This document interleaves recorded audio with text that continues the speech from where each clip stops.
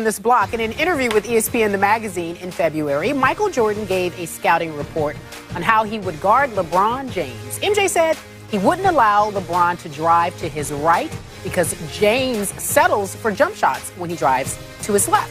Well, after LeBron drove to his left for an easy layup to beat the Pacers in Game 1, James told reporters, quote, "That theory is wrong, I guess." So we're going to ask Dante Jones, because you've guarded LeBron before. Tell us what's your scouting report on him. Right now, LeBron is a different animal at this point in time in his career. And before, he used to settle for jump shots going left. He used to.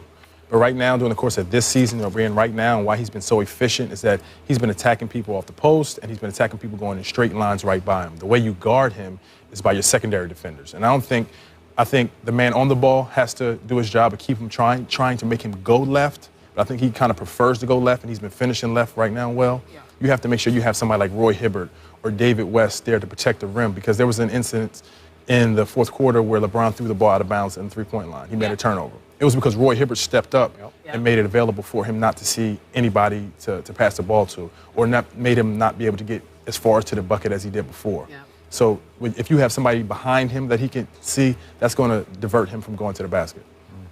What do you think, Stephen A? That's what's going to make him pull up, actually. Yeah. Well, listen. I think Dante has a point in terms of those secondary defenders. I don't think LeBron James can be guarded one-on-one, to be quite honest with you. I think it's impossible.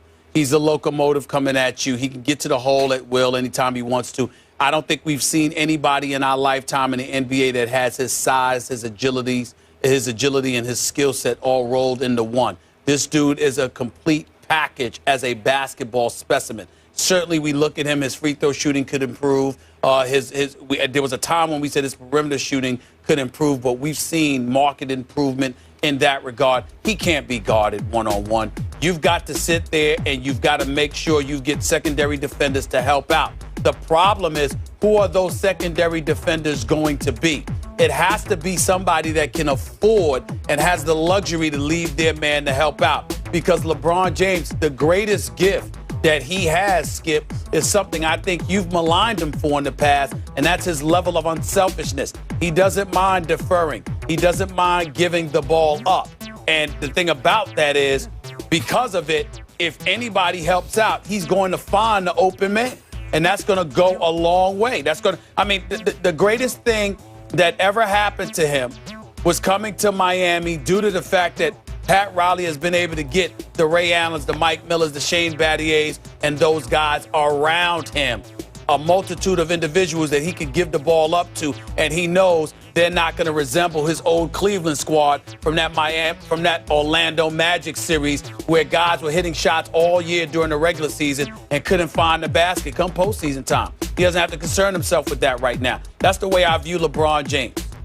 Well, wait a second. Are you saying I've maligned him for being too unselfish? Or I don't know where you're going with that. Well, what I'm saying is that you felt on a lot of occasions when he gave the ball up, he should have kept the ball himself. That's all I meant by that. You mean on a last-second shot? Definitely defers. Yeah. Yeah, yeah. Like, crunch time. Okay, I got it. I do think. Go ahead. Why he hit that last layup is because Dwayne Wade wasn't on the floor. And if Dwayne Wade was on the floor, he may have been looking to make a play rather than being aggressive. When Dwayne Wade off the floor, he knew it was his opportunity to take over, and he was the only one that was going to be able to win that game. So, yes, he has deferred in the past, but it's an ever-evolving LeBron James right now. He's coming to his own and being the dominant force that he is because he attacks the basket. Yeah, but Dante, you don't think that Chris Bosh could have won that game too? I think he could have. I think when Dwayne's on the floor, he has too many options available to him. He knows he has two scorers. No, I understand that part. I'm sorry? I understand that part, but you said that when Dwayne Wade was on the bench, that LeBron James only had one option, which was himself. And I'm saying to you, he had a second one in Chris Bosh and a third in Ray Allen. I think he did. That's you're what I'm saying. absolutely correct. But he knew that was his time, because if you watched him, he was talking to himself, talking about it's time to take over, it's time to step up, time to dig in. He's mouthing these words to himself, trying to give himself inner confidence. And at that point in time, it was all about him and him making the play to win the game. All right, okay, can we step back from what just happened and look at the big picture? What have I always said, Stephen A., about LeBron James? I love it when he plays angry, when a heckler gets on him and he says, okay, watch this, and hits about 5 straight three-point shots. In this case, MJ really pushed his button. Let's just be honest about this. And I think MJ inadvertently did LeBron James a huge favor here because LeBron just basically said, oh, really? Oh, so I'm only pulling up going left. And do we remember that game shortly after that against Orlando? I don't know if we have that handy, where LeBron just said, oh, yeah? Watch what happens at the end of this game, albeit against the Orlando Magic. Boom, he went left and went right to the hole. Game over. Left hand. Nobody finishes better except maybe Steph Curry. He's right there in the same ballpark, finishing with the left hand. But Stephen A., I think the other night was another watch this MJ moment. And I love it. I love it when LeBron, instead of shrinking from moments, says, no, watch this. Watch what I can do. As you say, is the most talented package we've ever seen in the NBA. And it's a pleasure to watch this. And I think, way to go, Michael. Look what you just brought here. He helped him out. Yeah. Did him a favor. You agree with that, Dante? Definitely do. I agree with that. Michael showed him what he was missing. Yeah. And that's that killer instinct, and that's that drive. I don't know that Michael wanted to do that. Yeah, I don't think Michael wanted to show him, but by Michael saying that, you think that inspired him? But see, that's the problem. That's the problem. Why would Michael Jordan not want to show him that? Why would Michael Jordan have a problem with it? Michael Jordan's not playing anymore. He doesn't care whether LeBron James is successful or not. I mean, he's just talking as the greatest that we've ever seen. He's just imparting his wisdom upon us in terms of from a basketball standpoint. And I think that when you look at LeBron James, let's give him credit, because LeBron is the type of dude that in this day and age, whatever weakness is, this is what he deserves. This more than I won't say more than the championships, but just as much as the championships, just as much as the championship in terms of him deserving credit. Here's what he really deserves credit for: every weakness that has been thrown in his face about his game, he's willing to address. True. And I respect that, because nothing irritates me more than a guy that I've seen enter this league years ago and his game is still the same. As far as I'm concerned, you stealing money. You getting money, you get paid millions of dollars. You don't have to go out and work a 9 to 5. You don't have to have a job in the off season to pay your bills. You are comfortable beyond comfortable. You can't work on your game and develop something new every single year. I don't get that. I see guys in this league that have the identical games that they came into the league with, and they've been the same player for years and years and years. I love the fact that, again, we constantly see something added to the repertoire. Time out. That's important. I'm not going to let you leave that. It's very important. Hold on. Michael Jordan owns another basketball team in this league. He's not going to go around trying to fix a superstar on the other team, Stephen A. And you know Michael. I certainly know Michael. You want to talk about the coldest-blooded killer ever? You think he wants to make LeBron James better so that people will say, oh, he's better than Michael? Baloney. He's still a competitor, Steve. Like he still doesn't want LeBron to be better than him. Yes. That's Wait absurd. a minute. It's not a matter of LeBron. Listen. I'm not saying. First of all, I think if LeBron James came out and won the next 5 NBA championships alone, Michael Jordan would still never believe that LeBron is better than him. No way. I think both of y'all are wrong. And if there's nothing. Excuse me.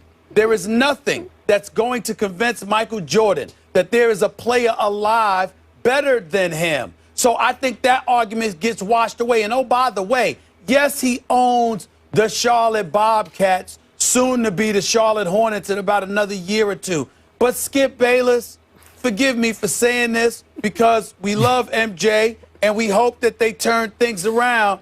But I mean, are you trying to tell me that he would hesitate about complimenting LeBron because he's worried about LeBron usurping the Charlotte Bobcats in some way? Are you kidding me?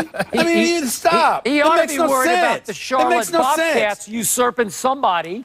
Maybe, I don't know, Orlando. What I'm saying, he's got a lot of work to do. There's no doubt he knows that. But I'm just saying, LeBron. I mean, who's thinking about the Charlotte Bobcats when you're talking about LeBron? Dante, whose side are you kidding on me? this? And one has nothing to do with the other. I'm in the middle. I'm more on your side, actually, because I think Mike wasn't trying to help him out and give him confidence. I think he just made a statement, and LeBron used it to his advantage. Right. But do I think Michael would give him words of encouragement? No, because he's a competitor. So he still wants his legacy to be intact for the greatest of all time. But you're not trying to help the next young pup be better than you. No. Stephen A.?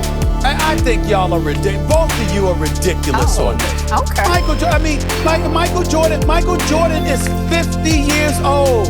He's a 6-time world champion and a 6-time NBA Finals MVP. And he's still competitive. Listen, you can't. Competitive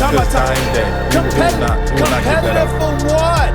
But wait a minute. Y'all act like Michael Jordan said LeBron James needs to develop his left hand because if he develops his left hand and he stops going to his right and he goes to his left, that's going to make him better than me. No. Just LeBron James can go to his left, he can go to his right, he can develop a three-point shot consistently, he can hit perimeter shots, he can win the next 5 NBA championships. You're still not going to convince Michael Jordan that LeBron is better than him. How come he can't just give to me? How come he just can't look at it as a basketball analyst and say, look, this is the element in his game that needs to improve? You really think that he's sitting there talking about, well, you know what, I got to make sure I couch my words appropriately because I don't want to help LeBron be better. He's not playing anymore. You have completely, you're so far afield. Michael was talking about coming back.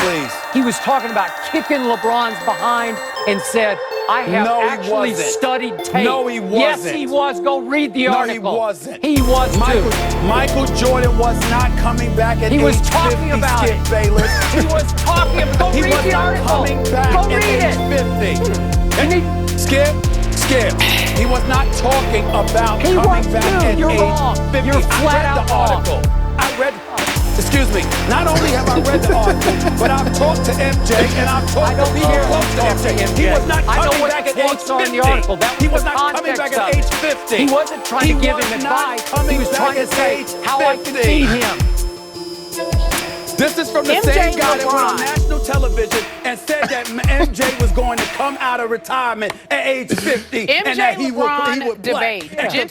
Gentlemen, we will have to leave it here. This debate will continue forever and ever. And we